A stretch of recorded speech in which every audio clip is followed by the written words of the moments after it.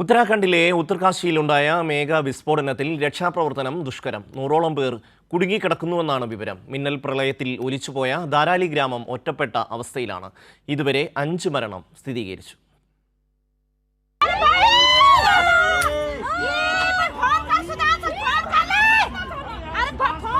മേഘവിസ്ഫോടനത്തിന്റെ ഫലമായി ഖീർഗംഗ നദിയിലുണ്ടായ ശക്തമായ മിന്നൽ പ്രളയത്തിലാണ് ധരാലി ഗ്രാമം ഒന്നാകെ ഒലിച്ചുപോയത്.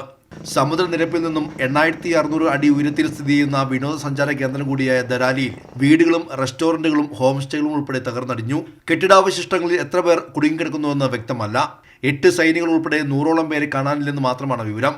7 കിലോമീറ്റർ ദൂരം ഹർഷിലുള്ള സൈനിക ക്യാമ്പും ഒലിച്ചുപോയി. മലയുടെ അപ്പുറത്തുള്ള സുഖി ഗ്രാമത്തിലും വെള്ളപ്പാച്ചിൽ വൻ ദുരന്തം വിതച്ചു. ദേശീയപാതകളും സംസ്ഥാന പാതകളും പൂർണ്ണമായും തകർന്നതോടെ രക്ഷാപ്രവർത്തനം ദുഷ്കരമായി. 5 ദേശീയപാതകളും 7 സംസ്ഥാന പാതകളും 2 അതിർത്തി റോഡുകളും ഉൾപ്പെടെ 163 റോഡുകളിൽ മണ്ണിടിച്ചിൽ തടസ്സപ്പെട്ടു. താൽക്കാലിക റോഡുകൾ നിർമ്മിച്ച് ധരാലിയിലേക്ക് എത്താനുള്ള ശ്രമമാണ് തുടരുന്നത്. മേഖലയിൽ കനത്ത മഴ തുടരുന്നതാണ് മറ്റൊരു വെല്ലുവിളി. ദേശീയ സംസ്ഥാന ദുരന്ത നിവാരണ സേനയും കരസേനയും വ്യോമസേനയും സംയുക്തമായാണ് രക്ഷാദൗത്യം. മണ്ണിനടിയിൽ ജീവന്റെ സാന്നിധ്യം മനസ്സിലാക്കാൻ കഴിവുള്ള കടാവർ നായ്ക്കളുടെ സഹായവും ഉപയോഗിക്കുന്നുണ്ട്.